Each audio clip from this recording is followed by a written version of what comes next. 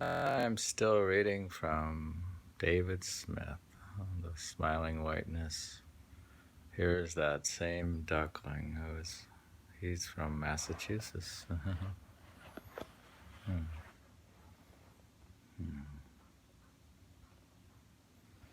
Now, this one's part 10, A Day in New York. I am self-entertaining with a little assistance from you. Splendor goes on, the splendor in the concrete, in the archives of romance. You don't have to have an orgasm to have a good time. As a speculative philosopher, my first assumption is that the physical universe does not exist, or if it does, I choose to ignore it. Engaging in natural action, eating when hungry, reading when inward, running while walking, sidetracked occasionally, soon to be fully embraced, accumulating jet fuel for a long flight into the beyond. Your love is burning away my mind. I now fan the flames. Phoenix bird, fly, rise from your own ashes. David Smith, May 1990. Seems there's a typo. Your.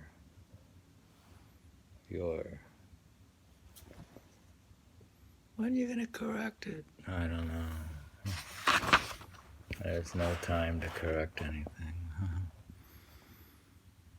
It was an untitled poem. I went out looking for desire. It had eluded me. I had earlier been unable to not meditate. That's cute. That's funny. I went out looking for desire. It had eluded me. I had earlier been unable to not meditate, following the natural tendency of my mind, hungry for its grand embrace, an eventual folly, myself, enjoying the immediate gains, rest, sweet rest, lasting forever. That's a sweet poem in a way. Some of these I just rediscovering in a way. We are reading from Smiling Whiteness, read by the author. My struggle to do nothing.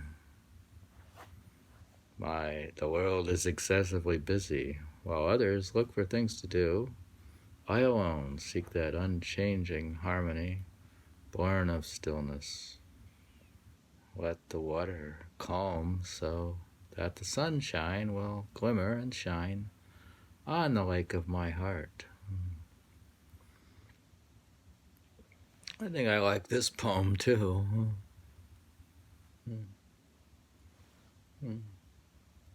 This one is funny.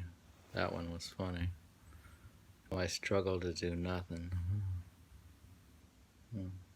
That's sort of like the struggle to sit still.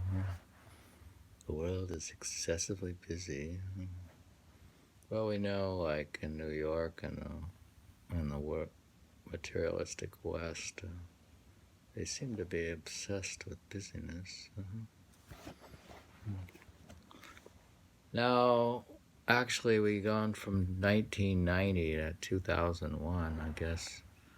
He was lazy and didn't write any poetry, so it seems like 10 years. What happened to 10 years? God, that's terrible.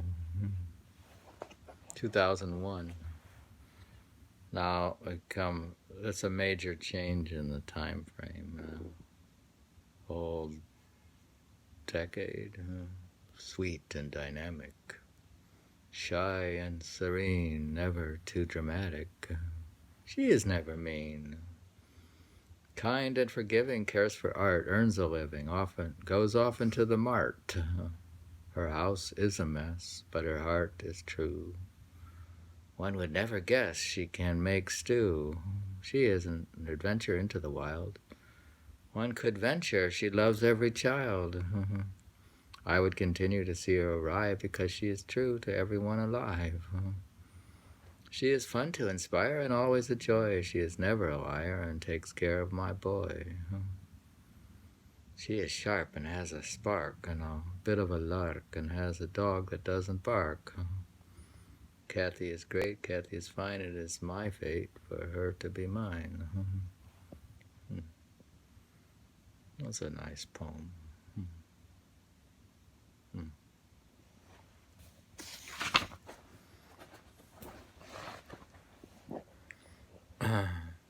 Don't read another one of them. We don't read another of hers? There aren't more, I don't think. Fragile is life. They're mostly mystical.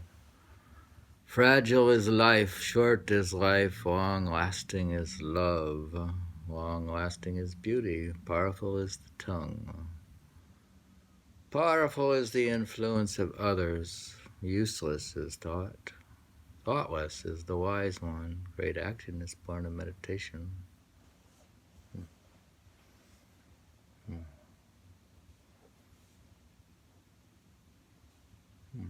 Well, he's moving quite far ahead in time to 2013. There wasn't much poetry written. What happened to all the poems? They didn't write poems. He wasn't even a poet. Seems he was a poet for a while, and then he stopped, and then he started writing again. When tears come to my eyes, he hadn't decided he was a poet, so whatever it was. When tears come to my eyes, my master comes in a hurry. He seems to be rushing and arrives with a jolt. Like the doctor at the doctor's office, like a doctor with too many patients. Sometimes he comes with another doctor. Quote, "Oh, son, we are sorry for the long wait. 4 hours too long. Now we'll pay attention to you. What is that pain in your heart? Here, swallow this pill. Here, sail across this sea into this deep Pacific Ocean sky." November 2013, Willard, Ohio. 6 hours, Cimarron. 2 masters arrive in the 4th hour. That even rhymes. Well, sort of interesting. 6 hours a day. 6 hours a day. What need do I have of an alarm clock when the master himself wakes me up and begins pulling on my heart? What need do I have of a bath when my body is washed in tears? What do I need of a kind person when God is so kind and I am enjoying his bliss as my body supports me? But it is love that transports me. Of course I want transcendence, then to transcend transcendence. I also pull on my brothers with trailing stars. When Darshan sits on the throne, my verses line up like willing slaves, and I say goodbye to the world, saying farewell with my tears. My sleep is for an eternity. I am awake when the master comes. I know you would like to see me, but I can hardly be reached now. Of course, going in is all that is left of me. I'm afraid I can't be reached. Branding part 10. 10 of the reading Smiling Whiteness. I don't know if this duck is actually smiling, but whiteness. And what's so white about it? See, white is a Buddhist Japanese haiku concept. Here's an example.